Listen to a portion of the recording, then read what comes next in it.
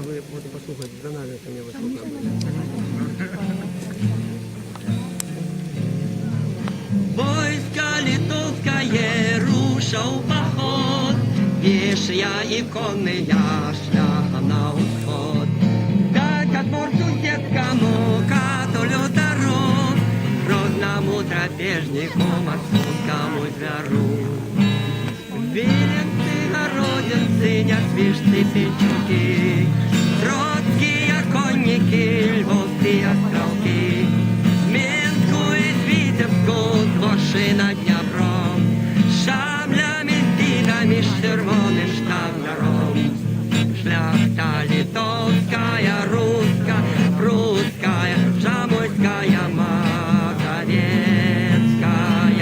православные и католики, усупольницы навечно, усупольницы навечно. Необсяжной хмарою стали ракет, белыми штандарами московские полки. Прагутцы боярские краину рабовать, запановать обшарами девчат погвалтовать.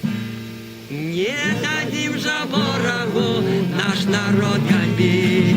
Як мы жили вольные, так и будем жить. Ты купера твои, хай ракою кров, стояли за волю, за землю батьков. Шляхта литовская, русская, прусская, жамойская, мазовецкая, православные и католики, усупольницы навечно, усупольницы